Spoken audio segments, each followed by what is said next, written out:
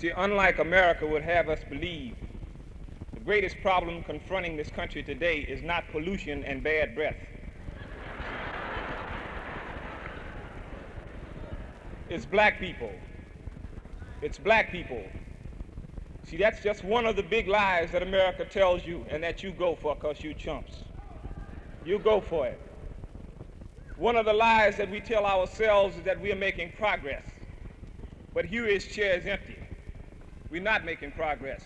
We tend to equate progress with concessions. We can no longer make that mistake. You see, when they gave us that nigger astronaut, you say we were making progress, but I told you they were going to lose him in space. He didn't get that far.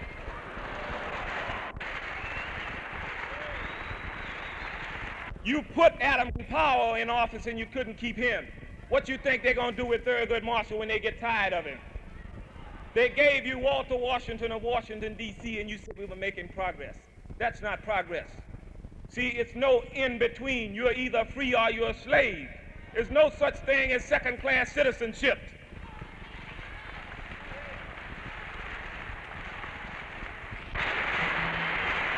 But a lot of you running around talking about you Democrats, and the Democrats got you in the biggest trick going. They tell you it ain't our fault, it's the Dixiecrats. There's no such thing as a Dixiecrat. The only difference between George Wallace and Lyndon Johnson is one of them's wife got cancer. That's the only difference. You go for it because you chumps. You go for it. The only thing that's going to free Huey is gunpowder, black powder. That's no victory, that's a concession. When black people become serious about the revolutionary struggle that they are caught up in, whether they recognize it or not, when they begin to go down and knock off people who are oppressing them and begin to render these people impotent, that's when the revolutionary struggle unfolds. Not until.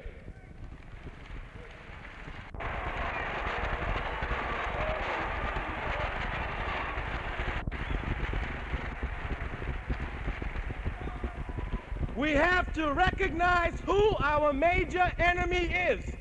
The major enemy is not your brother, flesh of your flesh and blood of your blood. The major enemy is the hunky and his institutions of racism. That's the major enemy. That is the major enemy. And whenever anybody prepares for revolutionary warfare, you concentrate on the major enemy. We're not strong enough to fight each other and also fight him. We will not fight each other today. We will not fight each other. There will be no fights in the black community among black people. There will just be people who will be off. There will be no fights. There will be no disruptions. We are going to be united. We must begin to develop, number one, and this is the most important thing we can do as a people. We must first develop an undying love for our people. Our people. Our people. Our people. We must develop an undying love as is personified in Brother Huey P. Newton. Undying love for our people. Undying love. If we do not do that, we will be wiped out. We must develop an undying love for our people. Our slogan will become, first, our people, then, and only then, me and you as individuals. Our people first. Our people first. Huey Newton is the only living revolutionary in this country today. He has paid his dues. He paid his dues. How many white folks you killed today?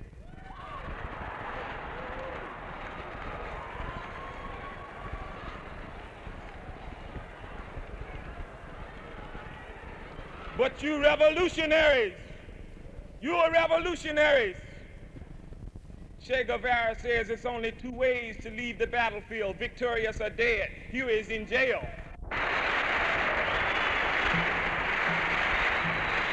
Johnson can always sit up and talk about, he can always raise an argument about law and order because he never talks about justice. But black people fall for that same argument and they go around talking about lawbreakers. We did not make the laws in this country. We are neither morally nor legally confined to those laws.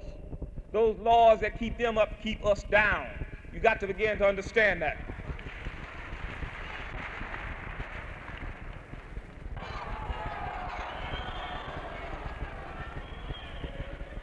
And in ending, I'm going to end in the Swahili saying. It says, Lasima tusinda bila shaka, which means we shall conquer without a doubt. Black power.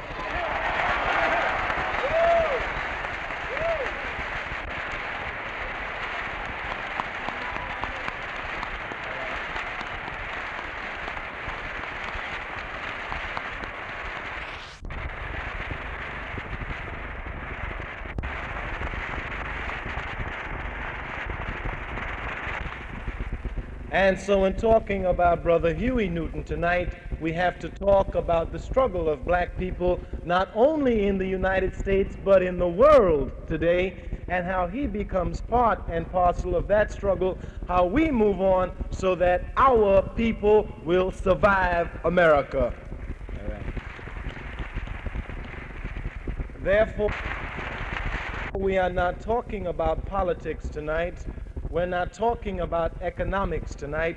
We are talking about the survival of a race of people. That is all that is at stake. We are talking about the survival of black people. Nothing else. Nothing else. Nothing. And he will consciously wipe us out. He will consciously wipe us out. Let us check World War II. He will not do it unto his own. Notice who he dropped an atomic bomb on. Some helpless yellow people in Hiroshima. Some helpless yellow people in Hiroshima. If you do not think he's capable of committing genocide against us, check out what he's doing to our brothers in Vietnam. Check out what he's doing in Vietnam. We have to understand that we're talking about our survival and nothing else. Whether or not this beautiful race of people is going to survive on the earth. That's what we're talking about. Nothing else. Nothing else. If you do not think he's capable of wiping us out, check out the white race. Wherever they have gone, they have ruled, conquered, murdered, and plagued. Whether they are the majority or the minority, they always rule. They always rule. Always rule. And check out the pattern in which they move. They came to this country. They didn't know a damn thing about this country. The red man showed them how to adapt to this country. He showed them how to grow corn. He showed them how to hunt. And when the Indians finished showing it, he wiped them out. He wiped them out.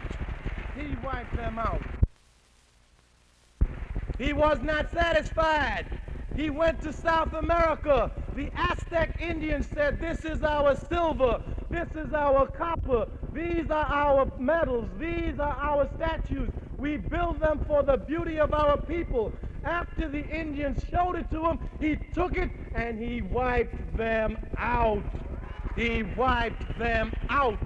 He's been able to make us hate each other. He has transplanted that hate and the love for each other for a love of his country. His country. We came to this country as black men and as Africans. It took us 400 years to become Negroes. Understand that.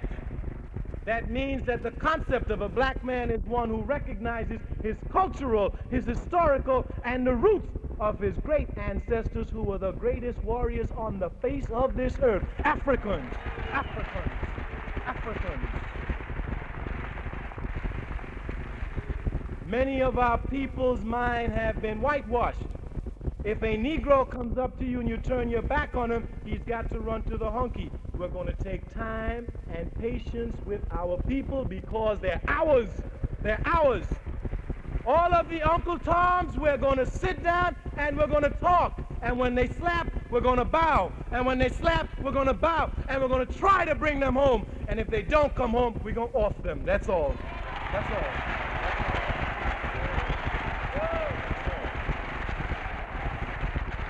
The 3 M's. The missionaries, the money, and the Marines. That is precisely the way it's moved all over the world. It is the way it moves against us. They have sent the missionaries in. We sent them out.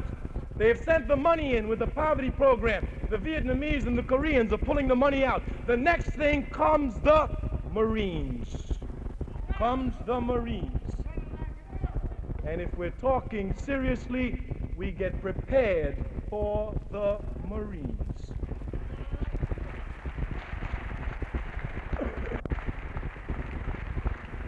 Now, if some black people do not think that the white man is going to wipe us out completely, then it won't be no harm being prepared just in case he decides to do it. Just in case he decides to do it. So there'll be no harm in us preparing ourselves for the Marines. Now, there's a lot of tactics we can learn. The VC has shown us the best way to get it done. Best way to get it done. And don't be afraid to say it. Tell them, yeah, you want the Vietnamese to defeat them because they're wrong from the jump.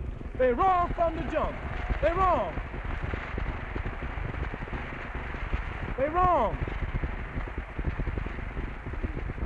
Don't get up there and play games with them. You ever see them on TV? Well, actually, we were wrong going into Vietnam, but we can't get out unless we save face. Just to save that hunky's face, millions of Vietnamese got to die. That's a lot of junk. If you're wrong, say you're wrong and get out. Get out. Get out. Get out.